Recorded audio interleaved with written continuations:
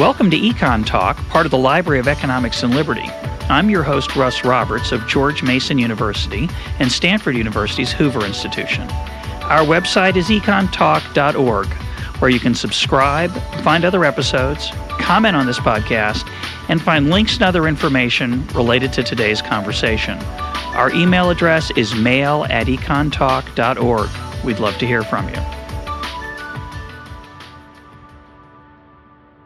Today is March 8th, 2010, and my guest is Steve Meyer. He is a longtime veteran of the music industry, particularly experienced in the area of marketing and promotion. He now runs his own consulting business, Smart Marketing, and publishes the music entertainment newsletter Disc and Dat. Steve, welcome to EconTalk. Welcome. I'm glad to see you too, my friend. So I want to start with the past, and then we'll move to the present. Then finally, if we have something to say, we'll talk about the future. In the past, the record business, the music business was very different. So I want to get your thoughts on who made money in that business and how did they make it. In particular, what did record labels provide that made them profitable? As far as labels providing what they provide for the artist, I don't think there's too much difference between what they do today and then. I think what's different is the structures of how they do it, and that's what's changed dramatically. The old model, the traditional model that we had for years when I came into business, and I came into business in 1970 for Capitol Records. I worked there 14 years before I went to Universal's MCA Records in '83. And the labels were based on a model that was very, very strong. Marketing and promotion was basically reliant solely upon one or two things, and that was either you had an established artist that was, in the public light previously, and literally from the 50s, let's say it was Elvis Presley or Frank Sinatra or somebody, and they were still selling records, or B, everything was established via radio play. Yeah. And radio really was the forefront and the strategic partner with the record industry. And as radio grew and the top 40 format grew and expanded, and then later in the 70s when FM radio started playing albums, the record business had its second explosion. So the model was based on, securing radio play, marketing to the audience that was hearing records on the radio. And then, of course, from that, there was subsequent television exposure as well. And the distribution channels were very, very strong at retail. There was at that time, record chain after record chain, from Tower Records to Warehouse Records to Licorice Pizza. All over the United States, there were great record stores that people could walk in and buy their music. It was, of course, a great and very profitable business until '83, when the CD came around. And when the CD came around, it became even more profitable on the label side, for the very reason that there was more profit in CDs, and B, a lot of the people that had bought music previously in the vinyl or cassette or 8-track format rebought it in this new format. So labels could make a lot of money putting their catalogs on CDs, converting them to digital, releasing them, and making billions in dollars on catalog without actually spending a lot of money on breaking those artists, because what you were doing was reselling to the public a lot of the music they already had. And then, of course, as new artists broke, the same plan was in effect. Radio was really the vanguard of what happened. Of course, we now know that around in the mid to late 90s, everything started to change when a little website named Napster came along. Yeah, hold off on that. Let's stick with the pre-Napster or pre-digital world. When I'm curious, because I know how hard it is in some industries to predict success, when you'd get a new artist or even a new album, how accurate were the forecasts that the labels would make in predicting success? For example, in movies, I know that I'm told, not very good at predicting what's going to be a blockbuster and what isn't. Obviously, how much effort they put into it matters, but it's not decisive in that industry. Do you think was that true in the music business in its heyday? Yeah, we actually sat down and had weekly meetings about new releases every week or every month. And, of course, there's a different marketing plan in effect for an established artist. In other words, if you've broken an artist like Bob Seger when I was at Capitol, your marketing plan for his subsequent album to follow through is radically different than that when you're going out and trying to break a brand new artist. But what we made our initial projections on back then, it wasn't that hard. I mean, there was a great deal of experience involved in drawing from the people on how they came to these decisions. But basically, it was an artist that you looked at. A&R went out and secured the talent. And once we secured the talent, we knew whether it was going to be talent that had the option of going to album radio first because there was no quote-unquote top 40 or single we heard, or that's where the artist really belonged. Like Pink Floyd, for example, prior to them ever having a single, they were an album-based group. So your marketing plans were completely different than they would be for an artist that was a top 40 mainstay group. But before they were a household word, right? Before they actually had a hit single. Were you pretty confident they were going to be a household word, or were you? You hoped on every subsequent album. We used to have a building process, and when you signed an act, and we say, on the first, we used to sign acts for hopefully 3-year deals. Some were signed longer, depending on what A&R thought, or whether the act was secured from another label and they were in development already. But we used to look at acts and we'd say, if we go out and we secure album radio at this level and we sell 50 to 100,000 on the first album, we want to sell more. But if we do that, we've got a base that we can go to, and we want to develop them on the second act. And yes, there are always times when we underprojected, and we assumed that surprised. An album was only going to sell X, and then it broke out of a market. Something happened, and B, there were times when we overprojected, when an artist that we felt might have more accessibility or more success based on a previous album, and it didn't happen, or it didn't happen at the level we expected. Any ones you remember that were the pleasant surprises that you weren't expecting? There were, anytime we broke an act, the surprise was really, where did you end up? Once an act breaks, By break, you mean launches? I was involved specifically. I'll give you an example at Capitol Records. I was the one who picked all of Bob Seger's singles from Night Moves all the way through 1983. And Bob was basically an album-oriented artist. He had airplay in Michigan, his base, and in the Midwest, but he never really had a hit single, and he never was really a household name. But he toured relentlessly. He did over 200 nights a year on the road. Whoa. And he built up a very, very good album base between anywhere from 150 to 200 to 300,000 albums every time he came out. But he didn't have that magic chance until 1976 when he delivered his Night Moves album. And when I heard the album and I heard that single, I went to the manager and I said, this is the cut I really think that's going to open Bob up to the world. And the manager said to me, well, Bob's going to have a hard time putting that out because it's not his rock and roll record. It's not a rock and roll single. And I said, no, but it's a hit. And I said, you need to get airplay outside of just Michigan. You need to have a real mass appeal, strong hit. And of course, Night Moves became the first single after we convinced Bob that it was the right record. It went top 5 nationally, and the album did over 1 million just on that one single. So talk about the actual marketing process. When everybody agreed that Night Moves was the single, what did you actually do on the ground to get that music heard that would from the promotion side? Yeah, from the promotion side, it's viral by going from station to station, and we were very fortunate in the fact that we had some major radio stations jump on the record very early in different markets. About 5 or 6 major markets started playing it because they just thought it was an absolute smash.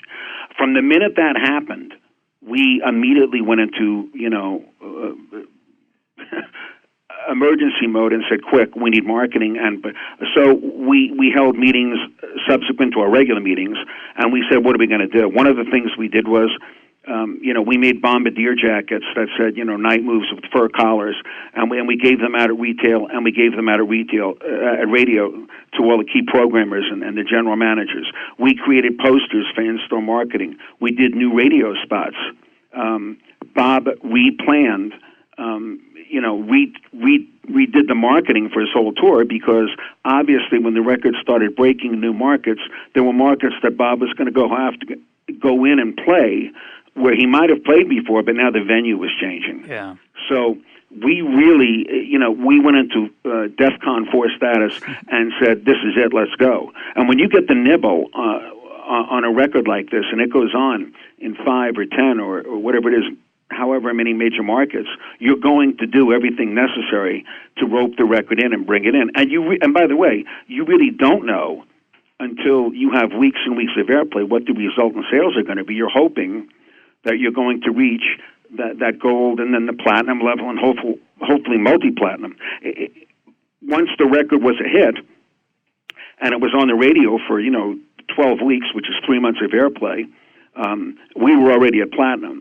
And once that happened, we knew from the album side, and they were already on the next cut and the next cut, what to pick for the second single. So obviously getting the second single out was an easier task for us because radio welcomed it with open arms because now they had just had this tremendous success with the first single. Did you ever... But again, you don't know what the results are going to be with the second or third single. Now, we were very fortunate with that project that we had four hit singles, and the album went over 4 million. Mm-hmm. And that's something that you would hope you can do with every single project, that you could release a single and reach a new sales plateau. It doesn't always happen that way. Sometimes, you'll get a single that becomes a great radio record.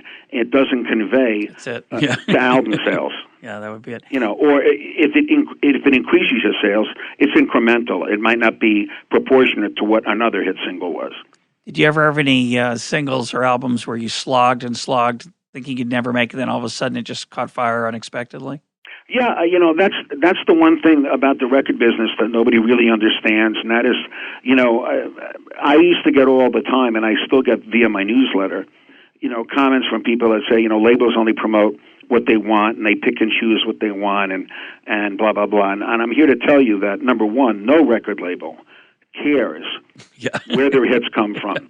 A hit is a hit, and they would love every record they put out to sell. You must remember that every artist they sign gets some kind of advance. They're going to go and pay for the recording costs of this artist, and they don't sign artists because they expect them only to sell X. They hope they're going to sell Y. Yeah, and the reality of the marketplace, really dictates what's going to happen more so than the label picking and choosing. I mean, we had times when we had priorities on certain records, and radio picked another record that might have been, the B or C priority, and for what reason the programmer wanted that record, who knows? The reasons are numerous, but whatever it is, if the programmer believes in it, we did everything to back him up. Let's talk for a minute about the profit margins in the business. You mentioned when the CD came out, which I remember vividly. You're right. People obviously, a lot of people were excited about it. A lot of people wanted to recreate their catalog in this new medium that was better, or at least parts of it were better, aspects of it were better. And if I remember correctly, the price did it go up or down to at the retail level? When it was first released? Yeah. Oh, when CDs were first released, they were retailing for almost $19.99. Right. If you remember, they were in those long, slim boxes. Yeah, they were hard to steal. Where the CD was on top. Yeah. And then the cardboard box, and they were like retailing for like $19.99. And as by the way, to... and they sold. Michael Jackson's Thriller was one of the first CDs I think that ever went platinum. Platinum is how many? 1 million. Okay. And, but it went 1 million just in CD sales, I mean. It wasn't much time after that. I don't remember the exact time frame, but very shortly after that, that long, slim pack went away.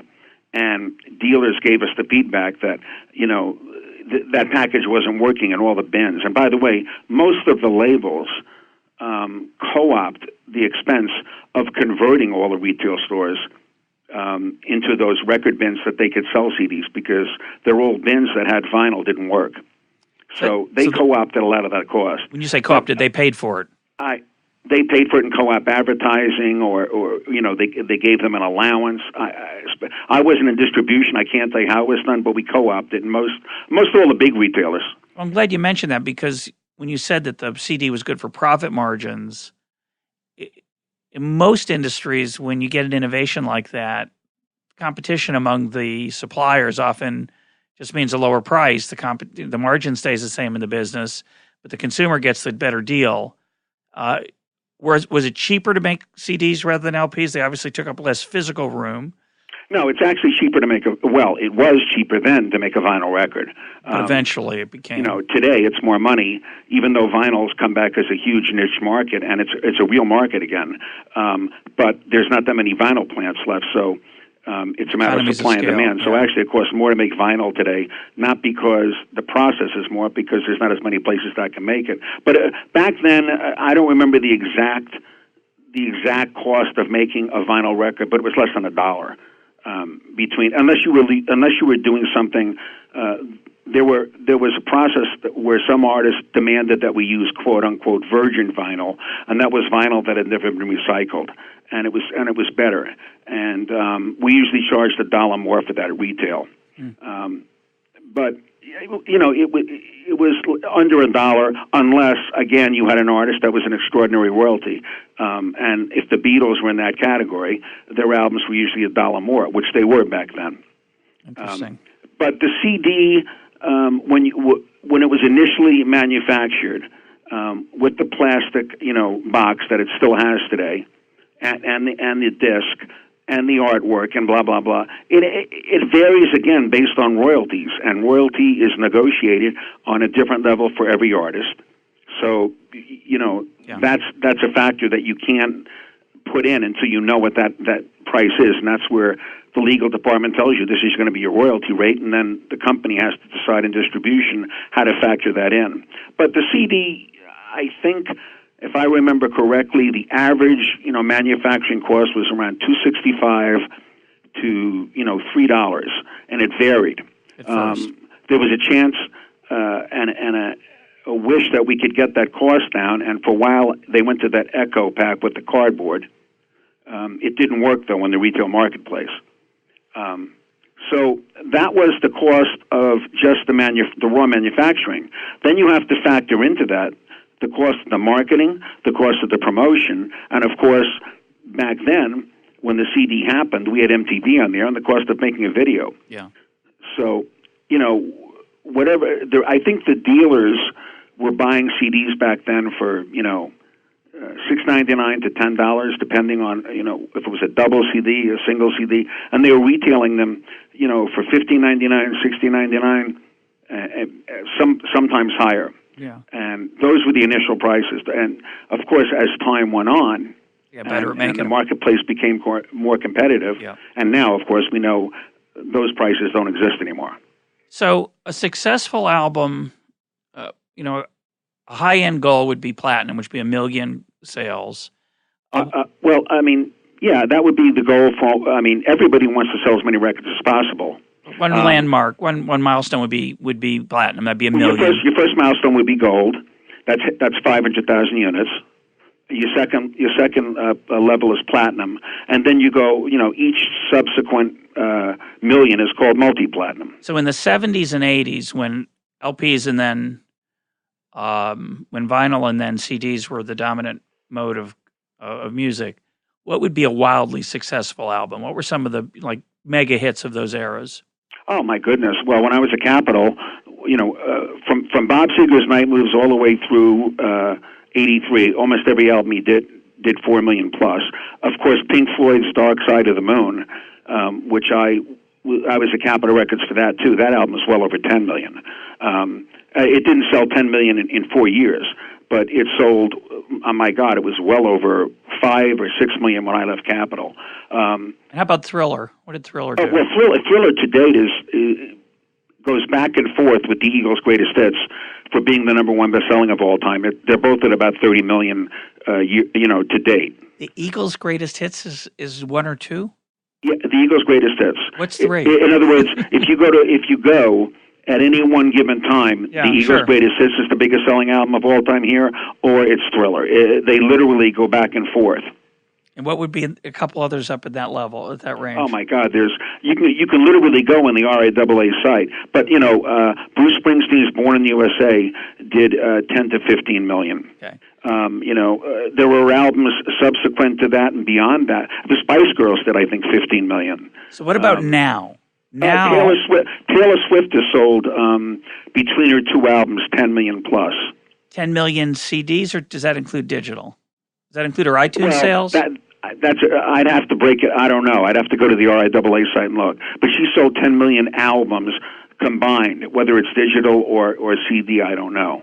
But she sold 10 million. She's one of the biggest sellers right now. So I'm trying to bring us up to the present.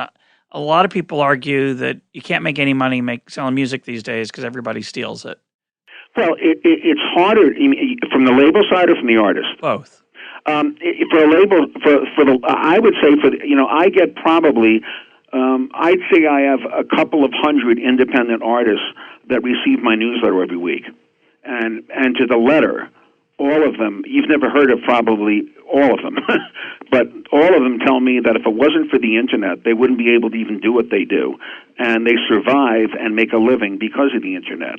So they're able to market to their audience, tour relentlessly, and sell their CDs and digital music on iTunes and their own websites. None of them, I don't think, are getting rich and have had big hits, but they're all able to live.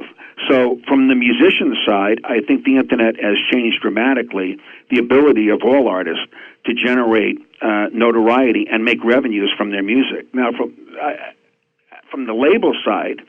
Can we stick with the artist? Let's stick with the artist for a sec, though, because some people complain that because of sharing, Napster and its successors, LimeWire and others, that they lose so much revenue. So at some end, some part of the distribution, certainly the niche players, they would never get attention from a major record label, and the internet's helped them a lot.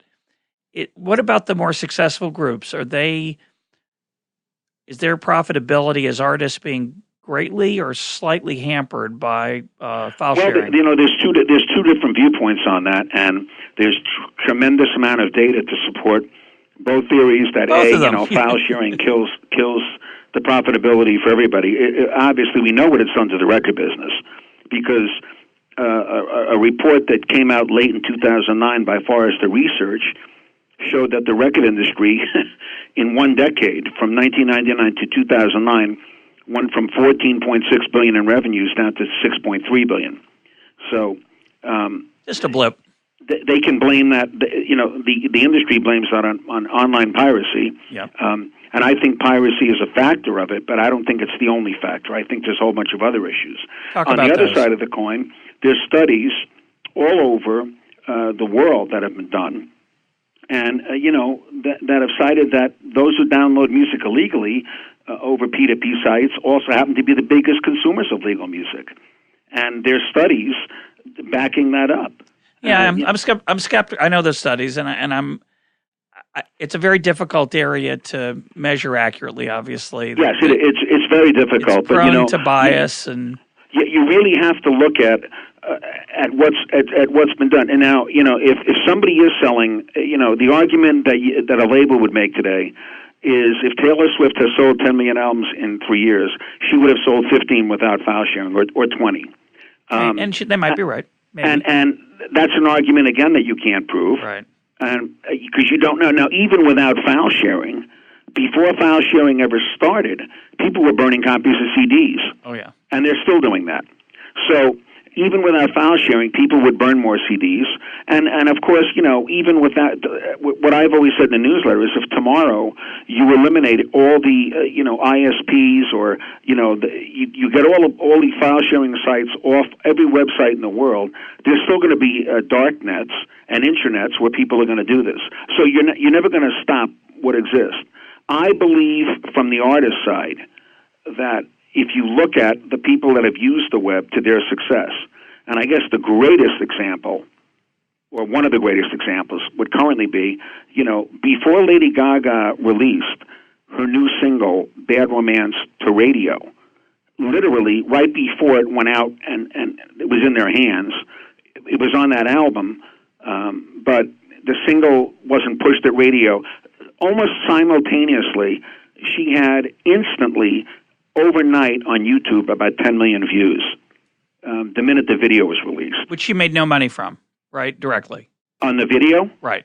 I don't know what she might. I don't know what her arrangement is with Universal.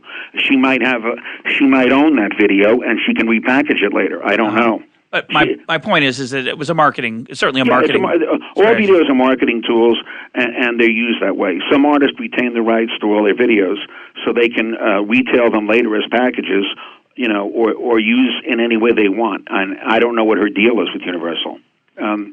But before the record was even in the top 10, it got up to 25 and 30 million views on YouTube. And I knew by looking at YouTube that the record was destined to go to number one because you can't have that kind of gargantuan response online. I also have seen artists virally that have used the web, and the greatest example that I wrote about for a long time in the newsletter was Wilco. And Wilco had the tremendous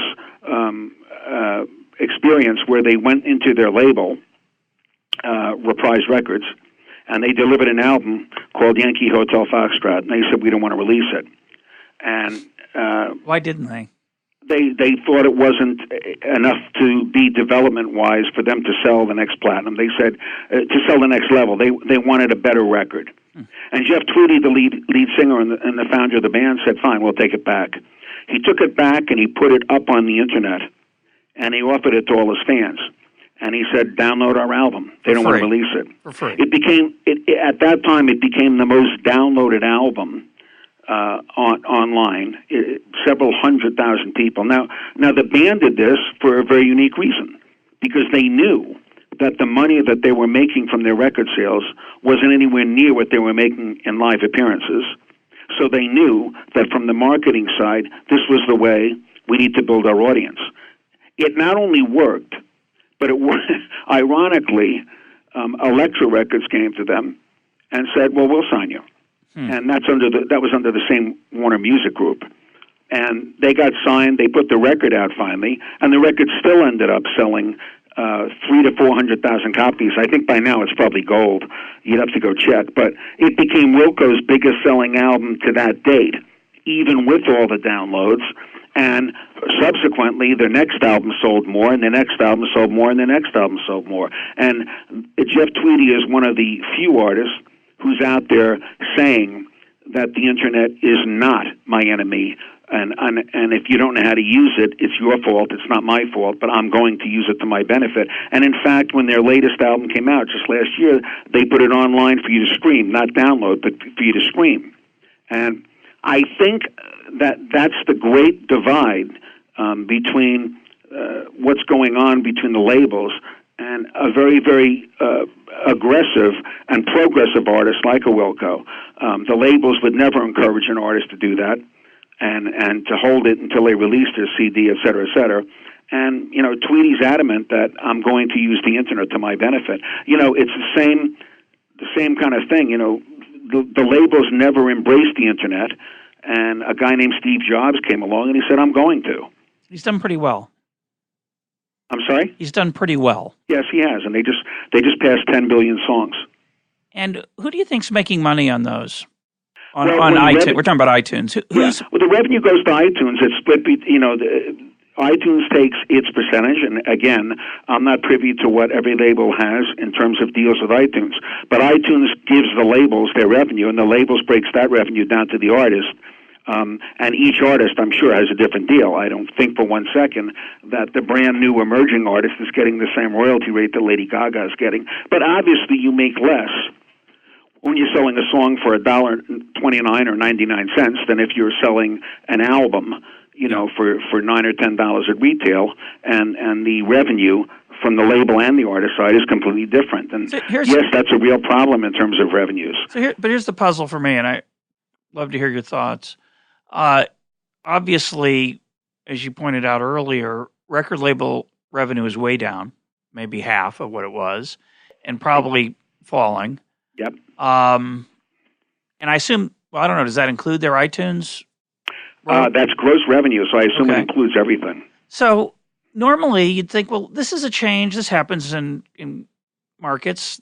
There's a change in the distribution channel. This new distribution channel is phenomenal. I love iTunes. I generally don't buy CDs anymore. Somebody just gave me one because it actually, I think the only thing that's troublesome about iTunes is it doesn't work so well as a gift. I've struggled with it as a giver of gifts, and somebody's just said, it's too much of a hassle. I'm just going to send you the CD. Sure. So thanks, Bob, for that. So somebody, but other than that, you have this extraordinarily pleasant distribution channel called iTunes that not only is easy and quick, but also has this glorious organizational component, lets you find new music, et cetera, et cetera. Why have they not cut out the record label entirely? Why isn't iTunes the distributor? Why aren't they a label, essentially? Why aren't they generating new music and letting the internet filter out the quality and instead still giving money to the labels to be that filter of quality? In other words, if I'm a new artist, why can't iTunes sell me? Is that what you're saying? And why aren't they trying to do it in a more, as far as I know, they're not doing it in an organized way. Well, first of all, if you're a new artist today, you submit your music to iTunes, and you write out the contract and everything. They're not against signing new artists. And first of all, easily hands down, iTunes is the number one online store all over the world. Right. And they've done an incredible job of branding. And frankly, They did an incredible job for two reasons. Number one, because Steve Jobs is an innovator, and he's the best innovator right now in all of business. Yep. And number two, because he has an iPod, to sell. Yep. And the iPod literally became the colloquialism and the byword now for all of digital music playing. Yep. So iTunes iTunes is a store. They're not an online distributor, but they're not a label, so they don't go out and secure talent and market talent. That's a separate function from what they're doing. Now, my question is, which I've asked many artists that I speak to, is that at what point does an artist say to a label, I don't need you. What are you doing for me? Yeah, that's a better way to ask my question. Why doesn't iTunes just sell my music? Yeah. And the answer to that is real simple, because Steve Jobs really has no vested interest at this point in making CDs or marketing in the retail marketplace. He's strictly a digital store. That's true. And he doesn't want to bother with the brick and mortar world. Yeah, and frankly, he doesn't need to. Yeah, that's right. I mean, and the cost of underwriting it, everybody thinks that all you have to do today is you just make your record and the label signs it and they just put it out and then if I'm lucky enough to get play, they just sell it and then but they keep all the money and I don't get back and blah blah blah. Well, that's wrong. The label spends a fortune in marketing and promotion, in videos, in making the music, available as many places.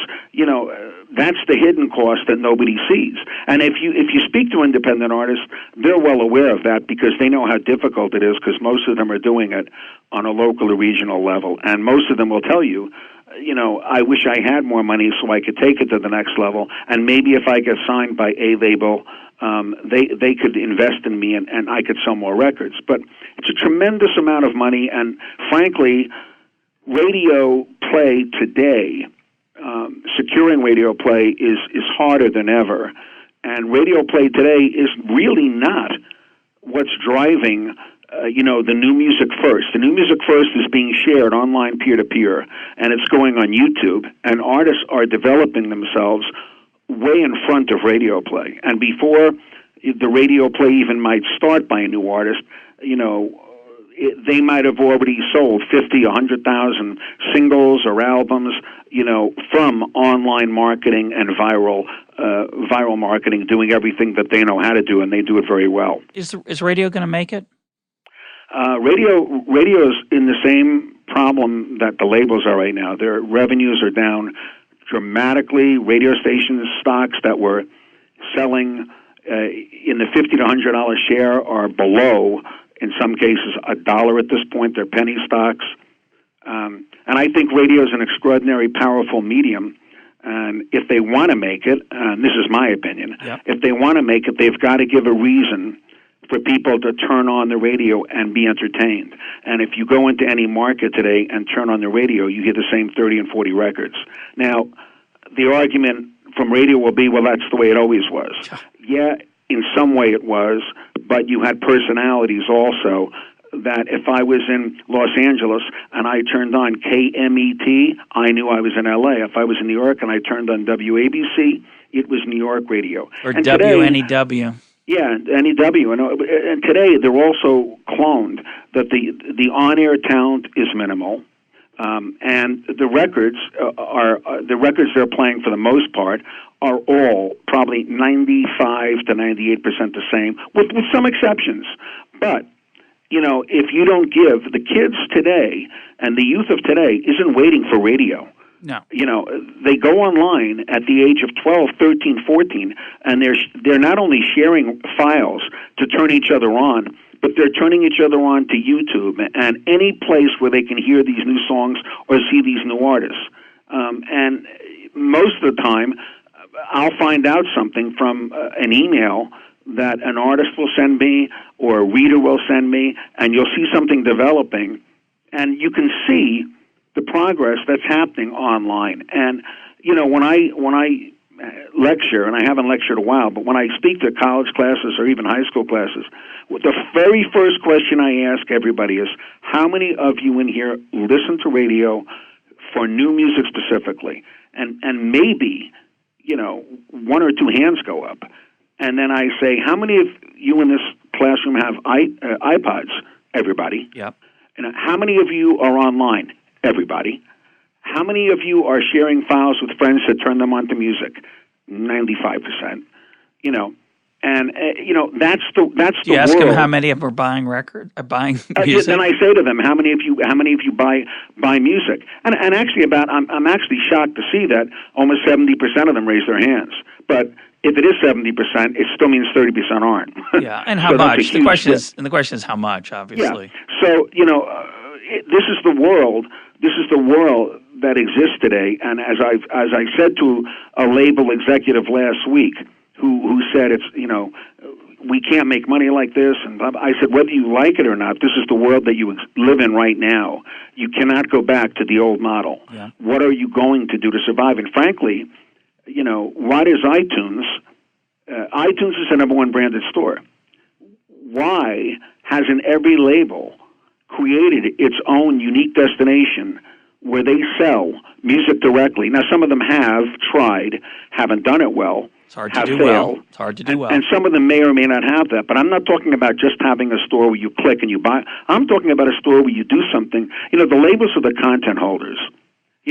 If I was EMI and Capitol Records, I'd have my own website. I mean, the Beatles catalog is still not for sale digitally, and every day it's not, people are just stealing it.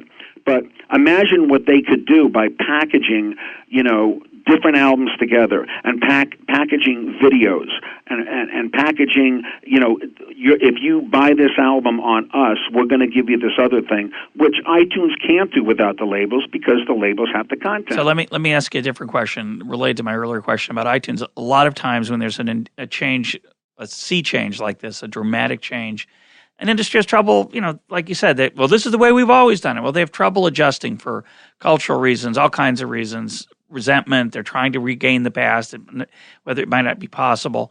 It does raise the question of why there aren't, maybe there are, why I don't see new labels springing up from scratch with your vision of added value for online sales directly. Is that happening? Sounds like, according to you, it's a profit opportunity.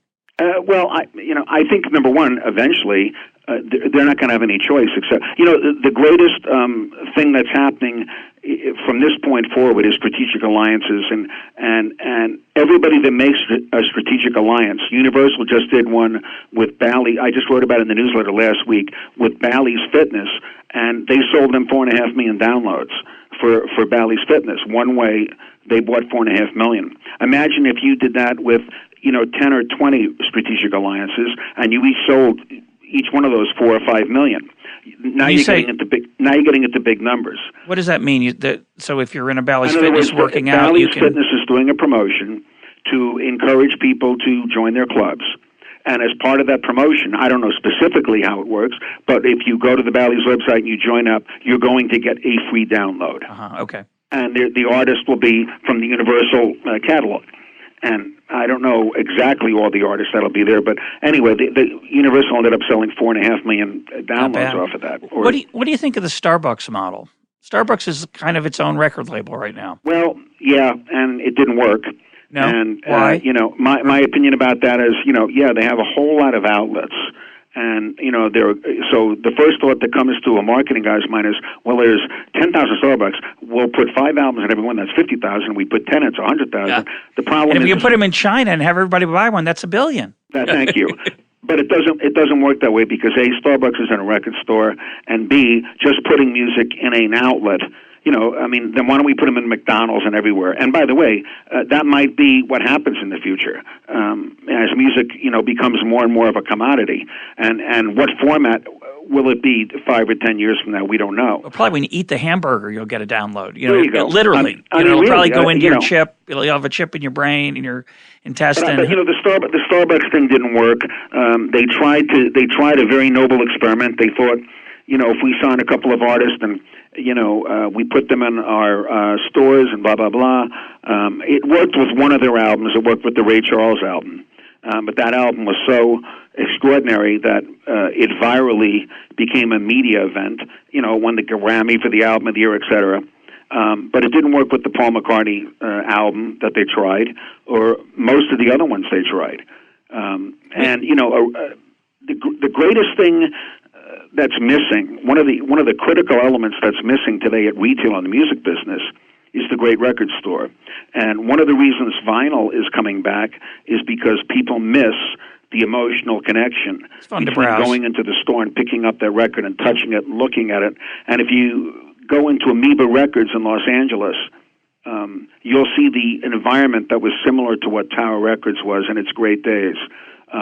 And if you go into a good vinyl store today, where they're popping up all over the place, you'll see people just looking and spending time there. And, the digital world took that emotional connection away from a lot of it. And I don't think it'll ever come back the way it ever was. But that says a lot about the way the business has changed as well. Yeah, well, I like to browse. I loved browsing a record store, we used to go. We used to go into Tower Records and literally just hang out. You'd spend a half an hour to 45 minutes just looking, going down the aisles and picking up records and looking. Well, don't tell anybody, but I do that at iTunes sometimes too, right? I just wander around. And by the way, people do that at iTunes, but the emotional connection is not quite different. The same. I agree. Let me ask you a different question. Shift gears a little bit and talk about a different phenomenon. I'm going to read a quote from John Perry Barlow, who's the lyricist of the Grateful Dead, and he said the following in a recent article in The Atlantic. It's a great quote. He says, "What people today are beginning to realize is what became obvious to us back then. The important correlation is the one between familiarity and value, not scarcity and value. Adam Smith taught that the scarcer you make something, the more valuable it becomes.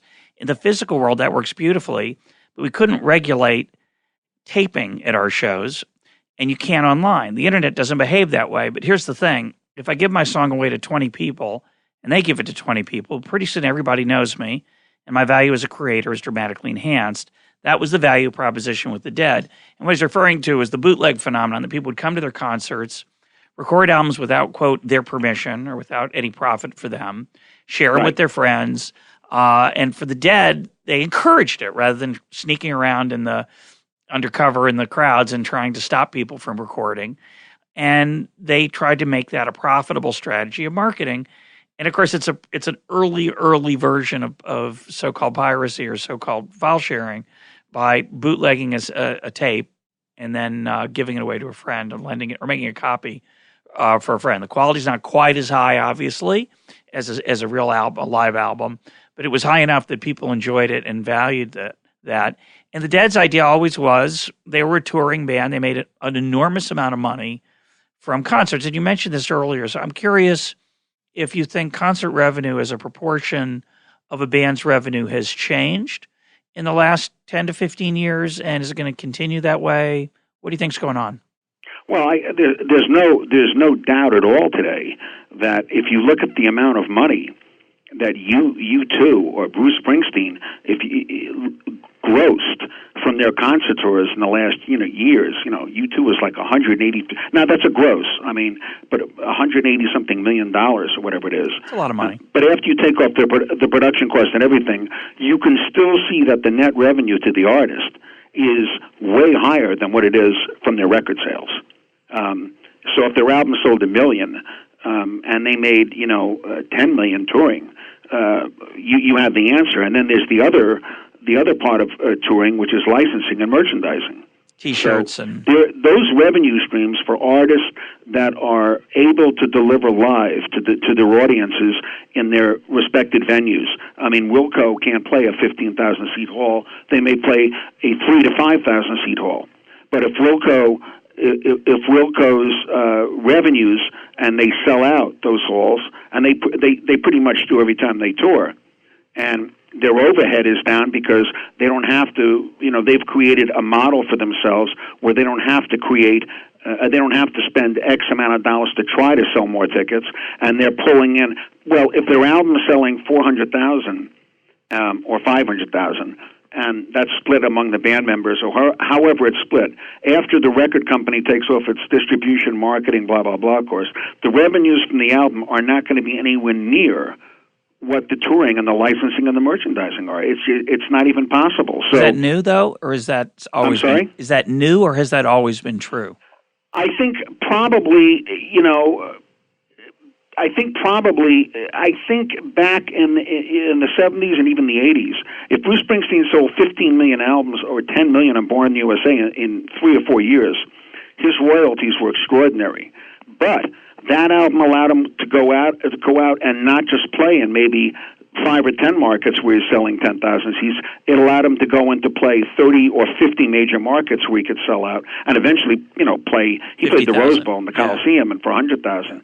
So I'd have to look at his concert revenues after he became that much of an artist, and then look at what he grows there versus his record. And I'm sure that in that 1 year, that his concerts outgrows his record sales. Now, the issue is you're not touring every year, so it's hard work.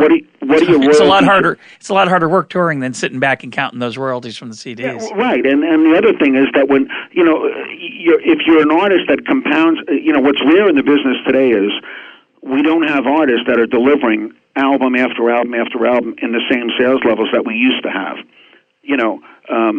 Bob Seger, 4 million from Pink Floyd, 5 million, 10 million, 5 million, 10 million, blah, blah, blah. Their catalogs repeatedly, if you go on the Billboard Best Catalog list, you'll see all these artists that are still selling albums, whether they're greatest hits or whatever. So they're getting royalty checks every month or every quarter from the record company, and they're getting, if they're on the radio, because they've been making hits for 10 or 20 or 30 years, they're getting their ASCAP or BMI royalty checks as well. So, that's like a cash register that keeps ringing. It's kind of ironic, right? We developed this extraordinary technology, digital music, that lets people enjoy, in many cases, a better quality experience than a concert.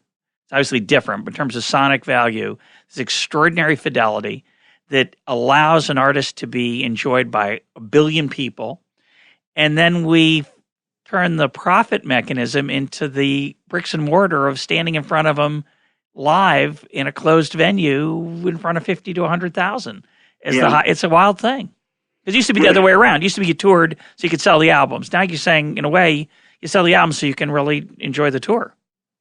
Yes, but on the other side of the coin, you look at what U2 did on their last tour, and they streamed it, live on the internet to anybody that wanted to see it. Yeah.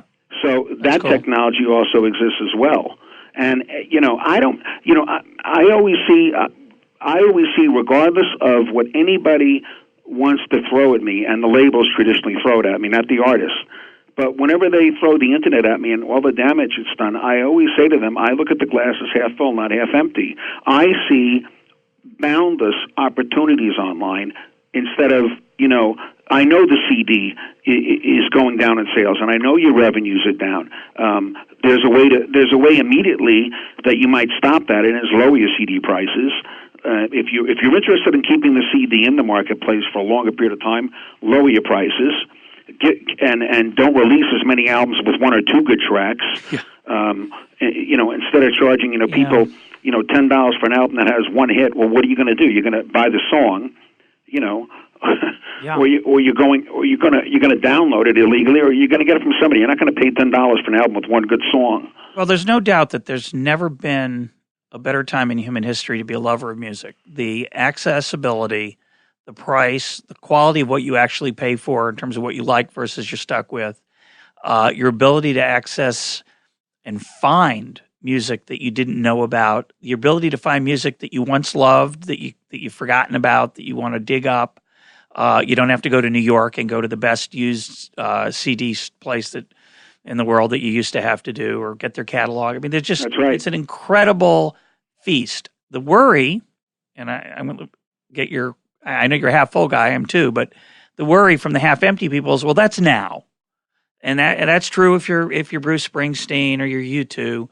But 20 years from now, as this generation of 17-year-olds pays less and less for music and feels entitled to get it for free, the ability of that profit stream to generate the returns that are going to encourage people to go into the business just isn't going to be there. That may or may not be true, and I don't know if it will. And the only factor that we don't know is what is going to be developed in the future that will allow people to generate more revenues from the new models online. And I don't know what that. I'm not a creator of that. I'm a marketing guy at heart, and I believe from a marketing standpoint, I think there's a myriad of things that can be done right now. I do agree with you wholeheartedly that people that are not in the habit of today of purchasing music are going to have a hard time ever converting to it.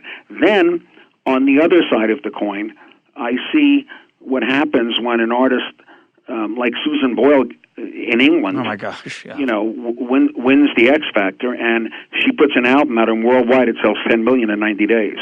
And I say, aha, all over the world, this woman sold records. She sold 3 million in the United States alone. Now, the record label will tell you, well, it's an older demographic. They don't traditionally download. It's a different audience, and it's blah, blah, blah. Okay, yes, all of those things exist. But a lot of those people could have had access to buying that same CD a whole lot easier online, or having somebody get it for them easier than them going to a store or buying it on Amazon or wherever else they bought it. There's just, look, you're absolutely right. It's going to be increasingly more difficult as time goes on to generate the same kinds of significant sales that can give you a return on your investment. But again, the model that exists today, right now in 2010, is going to change in a year and 2 years and 3 years down the road, just the same way the labels have changed. When I worked, when I left in 1992, every record label had a full promotion staff of 30 to 40 people that went to radio. Gone. They're gone. You don't need 30 or 40 people. You need a couple now because radio's changed. But retail's changed too. Yep. And retail reacts to what happens from the consumer side. But I also have friends that are selling an awful lot of music online. One of the guys I worked with at MCA Records started his own company out of his house called Friday Music, and you can go to FridayMusic.com, and he goes out and licenses music and signs some new music from artists that you'd know the names of, and he's doing extraordinarily well just by doing what he's doing. He couldn't have done that previously. Yeah, and I think and he's selling records, and he's selling vinyl, and he's selling CDs.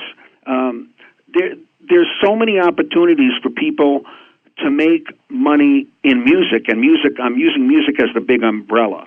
From licensing, merchandising, strategic alliances, concerts, et cetera, et cetera. And those models, which they refer to now as the 360 model. Live Nation Madonna deal. You're aware of that, right? No. they signed Madonna to a $100 million deal for 10 years. They've guaranteed her $10 million a year, and they're going to get her records, and they're going to get her tour revenue, they're going to get her licensing, and they're going to get merchandising. Well, Madonna signed that deal, I think, last year, and she was 50. So that carries her through. Yeah, she's going to be okay. I was so worried about her. It's good to know. But what I'm saying is, they've made that a three. In other words, they're not counting, I'm sure, on her selling, $50 million worth of records in the next 10 years. They're counting on getting the revenue from all the other ancillary streams. And I guarantee you're going to see Madonna music within the next 5 to 10 years on commercials and in a myriad of other ways. I'm going to come back to your Susan Boyle example because it really reminds me of the point you made earlier, which I think is so it's a subtle point, which is the following. I'm not a big TV watcher. I didn't know who Susan Boyle was. And, of course, she was in England. She wasn't an American Idol winner, right? No, she won the X Factor right? in England. Which is the English parallel. But she actually didn't win it. She came in second. I forgot. Yeah, she comes in second. Sorry. But she was a phenomenon on that show. So I happen to really like the song that was her signature song, which is I Dreamed a Dream. But if I had just heard that on the radio, it's nice. She has a great voice. There's no doubt about it, right?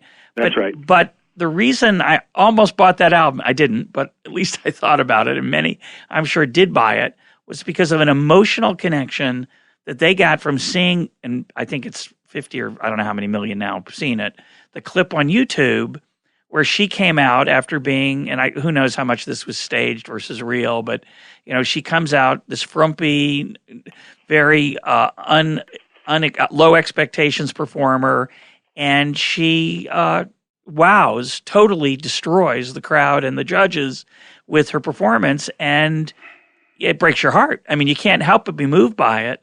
And as a result, when you hear that song, it's not the same song as if you just heard it promoted on the radio. So to me, all these auxiliary marketing opportunities, you talked about, throwing in extra things when you buy it online. To me, there's so much emotional aspects of the music that are going to be more important than just the sound itself. And that's a glorious thing, and that's all because of the internet. Oh, absolutely, and it's all because of TV as well. Look what American Idol's done for the music business. And that's because whether you like what they do or not, the audience that watches that, 25 to 30 million people every week, has an emotional connection to these people for 6 months. In fact, what I often tell people is what American Idol does is what radio doesn't do anymore. When we had the album format, they used to build artists. And by the way, back then they didn't care what the album. So if we like Sammy Hagar, we're going to play Sammy Hagar. We don't care if he sells 50,000 or 5 million. We're playing Sammy Hagar.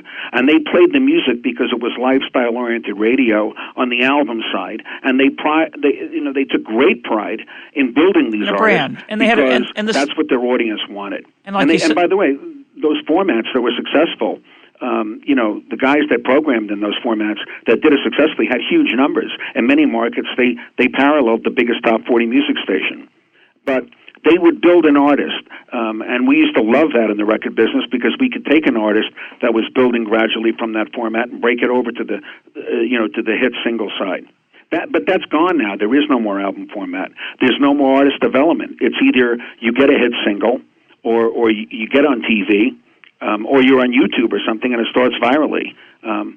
But radio isn't going to, quote unquote, take somebody without having, some reason to play it. It's increasingly more difficult to break that artist. So, when you have television making a connection every week emotionally, look at what the Journey song on the final episode of The Sopranos, Don't Stop Believing. It had a second life. Yep. Because of that, and it sold millions online in the next few months following that, and then it goes on, and then they put the song on Glee, and the cast of Glee does it, and it sells again. Yep. And that is exactly because of what you're saying. There's an emotional connection that is so missing today. From getting that, and that's what I talked about the record stores before. You used to be able to browse and pick up something and feel connected to it. And then, by the way, also there was the whole emotional thing of ripping open the album and smelling that vinyl. it was a really sensory experience. Thing. You don't get that when it says your download is complete. It's not quite the same. Unless you're really so emotionally attached to the song per se. that, once you get it, you just play it and you play it endlessly because you love that song. It happens. It's interesting you mentioned the connection people have with the artist or the store, but we had it with the DJs too, right? So when you mentioned WMET, when I immediately I thought of WNEW and the stable of disc jockeys that they had in the 70s when I was listening to them was. Look, I was there. I worked my first promotion job. I was actually hired by Capitol Records as, quote, I think the job title was Regional Album Marketing Specialist, but basically in 1971, they sent me to New York to work, WNEW, WPLJ, and out on Long Island, WLIR-FM, and down in Washington, D.C., and up in a station in Boston, BCN. Oh, yeah, WBCN. Yeah, sure. And those were the forerunners of what was happening. And they sent me there to go and literally just work those radio stations. And, my God, you had Allison Steele, I was just Scott thinking, Muni, and Jonathan Schwartz. And Schwartz, yeah. Yeah, that's what I was talking about earlier when I said the personalities are gone today. I wonder what those folks are doing now. Not them particularly, but one thing always fascinates me is, if you had that talent, it's a very rare talent. People don't appreciate how hard that job is. I mean, it's an incredibly skilled job. If you have that talent, you can't be a DJ today. You have to do something. Of course, you can podcast, but it's not the same. Well, the stations don't allow it anymore. So I wonder what those people are doing in their spare time. Wonder what they're doing for a living. The related question I have is, in the old days, if you were musical, and the old days I mean 1600, 1750. You had a very limited set of stuff you could do, right? You could play for the king, you could play for the rich guys, you could play for the church. That was kind of it. And today, one thing I wonder about, and maybe we'll close on this, as the profitability of various kinds of musical experience change, and right now, for example, we're talking about how profitable concert touring is. Some people aren't good at touring. They're just, they don't play very well outside the studio, or it's not their personality, or they don't like it. So there's a certain natural advantage that accrues to people who can do that.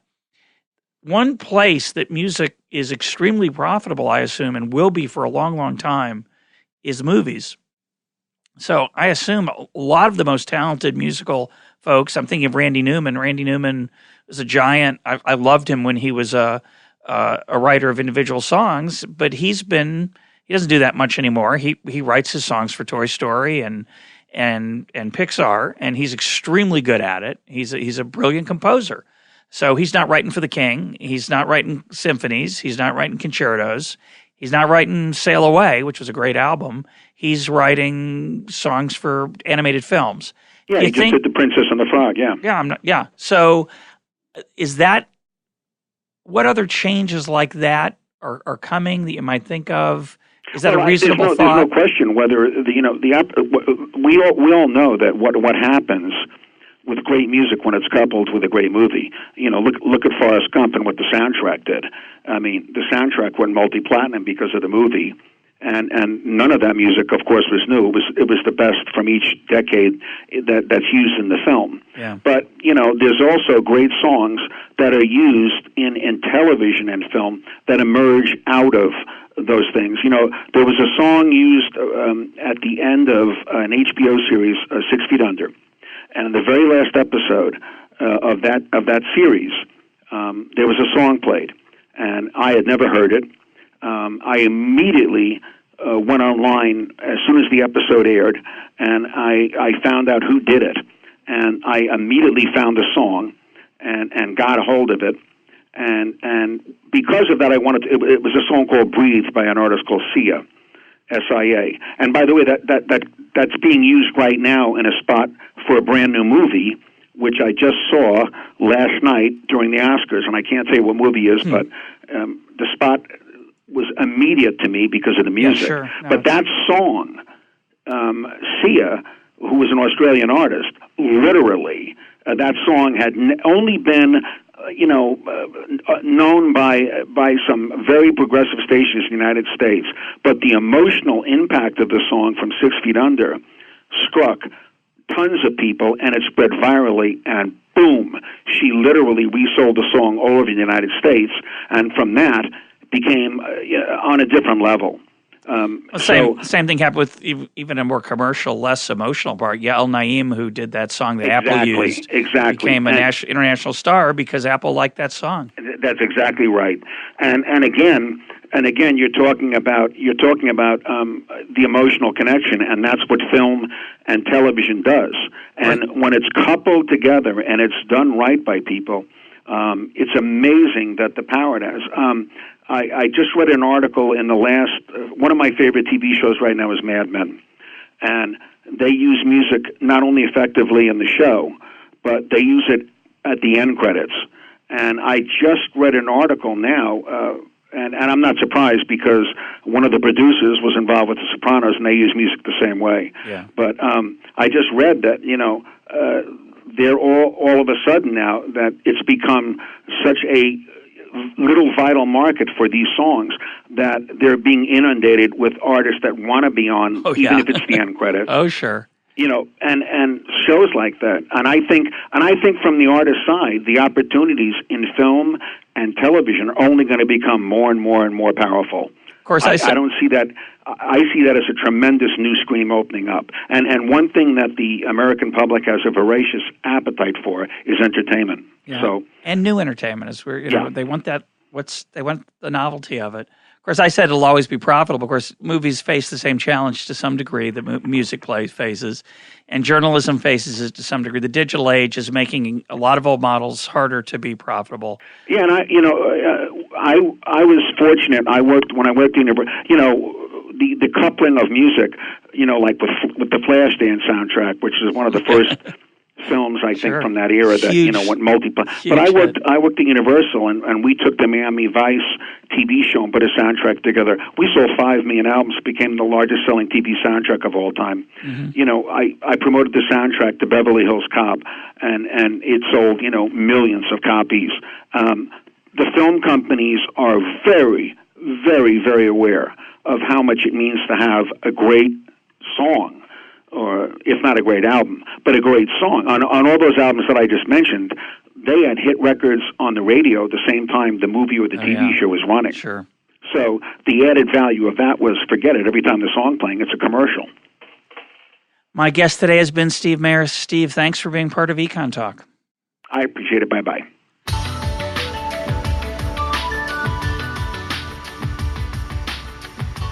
This is EconTalk, part of the Library of Economics and Liberty. For more EconTalk, go to econtalk.org, where you can also comment on today's podcast and find links and readings related to today's conversation. The sound engineer for EconTalk is Rich Goyette. I'm your host, Russ Roberts. Thanks for listening. Talk to you on Monday.